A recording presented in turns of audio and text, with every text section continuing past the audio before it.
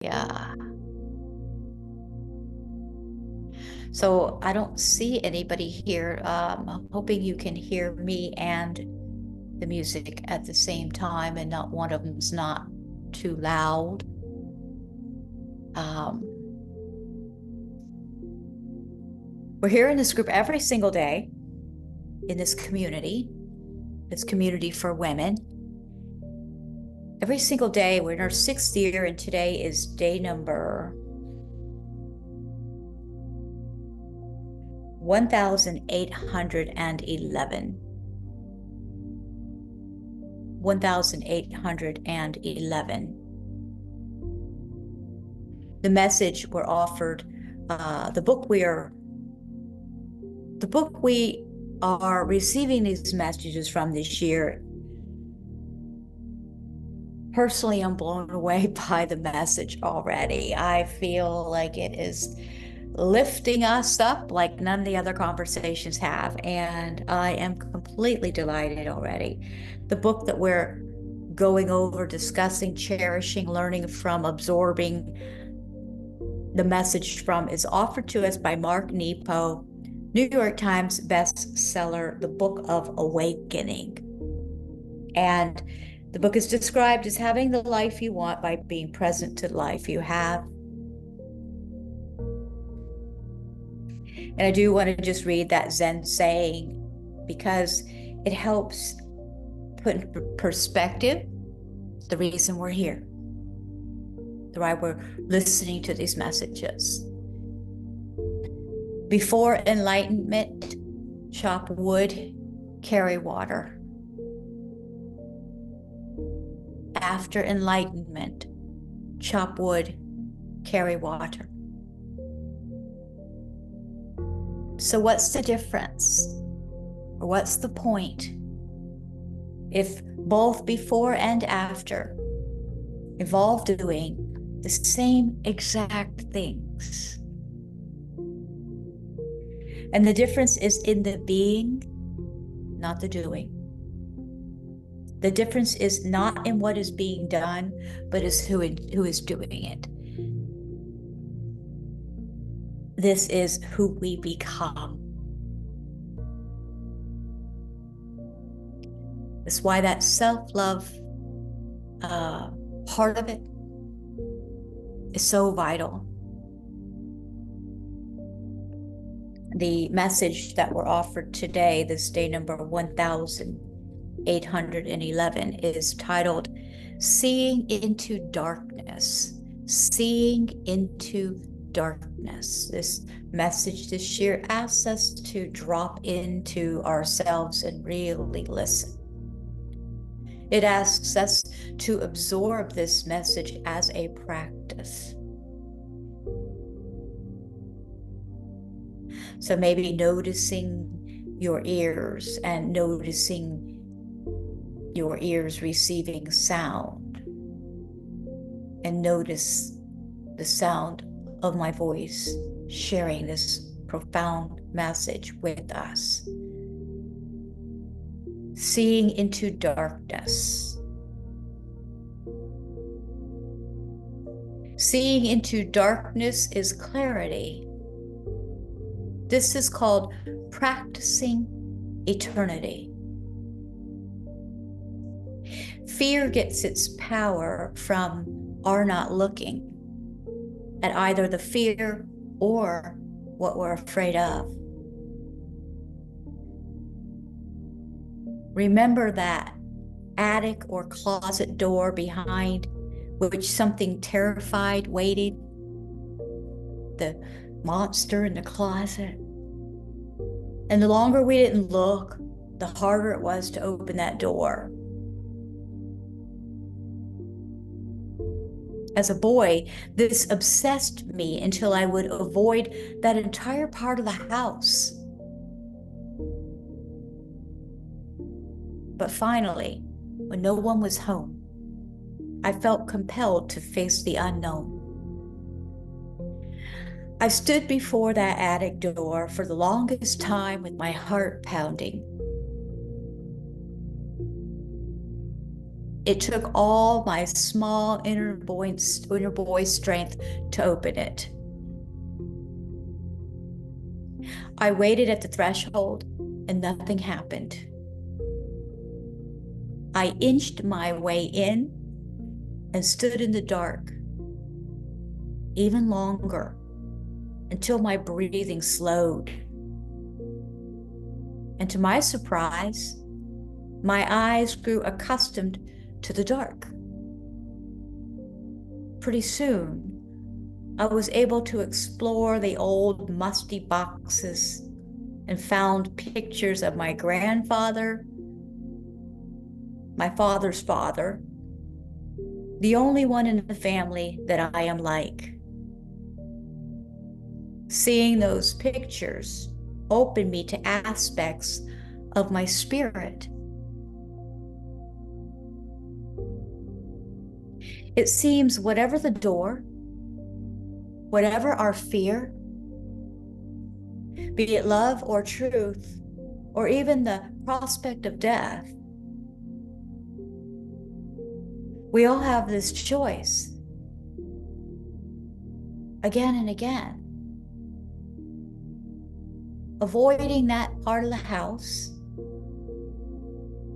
or opening the door and finding out more about ourselves by waiting until what is dark becomes seeable. Whoa, so powerful, these messages. We need to slow down in order to hear it. I invite all of us to really breathe with these messages this year. It's the only way we're going to hear the profoundness is if we really listen. This is a crazy cool message today. How many things are we afraid of going into that?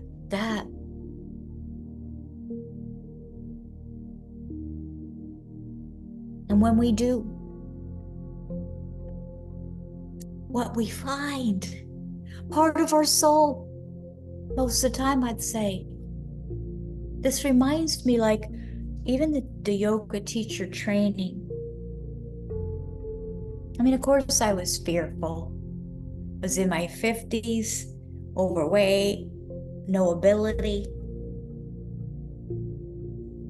and a lack of worthiness pretty freaking deep.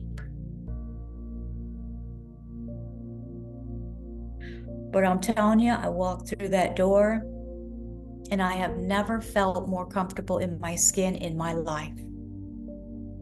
Never. And I'm just starting to taste it. And this is because of a practice. All we have to do is practice. It's miraculous, really.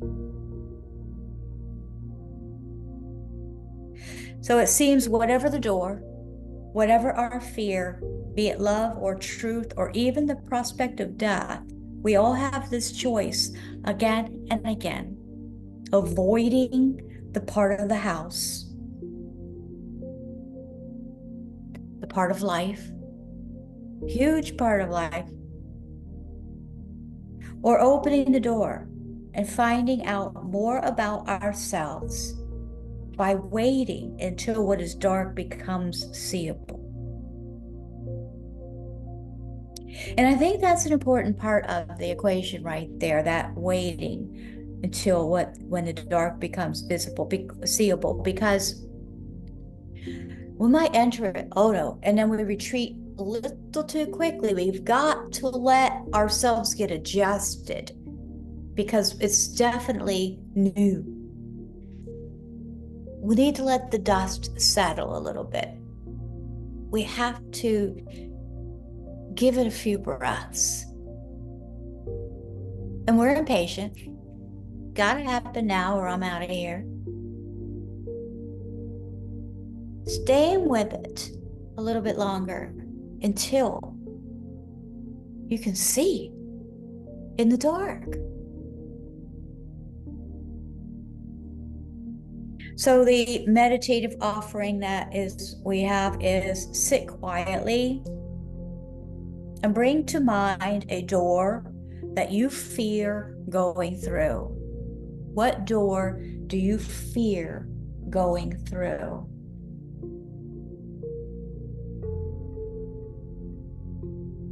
For now, simply breathe, and in your mind's eye, grow accustomed to the threshold.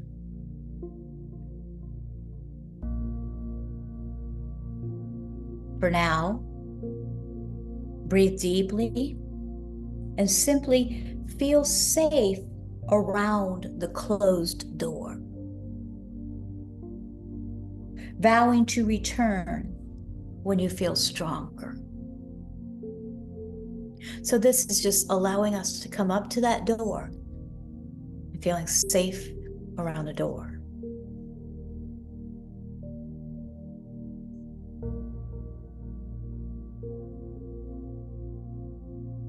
Thank you, Mark Nepo. Beautiful message.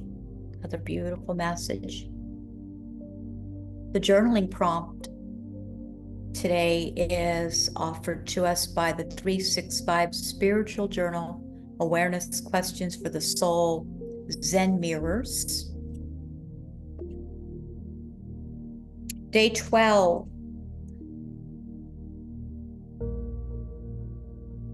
When was the last time that your mind stopped your enthusiasm? When was the last time that your mind stopped your enthusiasm? Ooh.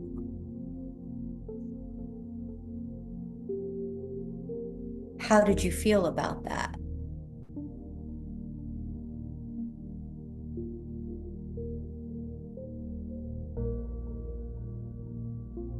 So that's this thing I want to do. And the mind saying, well, you know, this, that, the other. That's letting ourselves down, isn't it? We've done enough of that. We have done enough letting ourselves down. We need to not let ourselves down so we can begin to trust ourselves again. To me, this goes right under the heading of honoring ourselves. To thine own self be true, baby.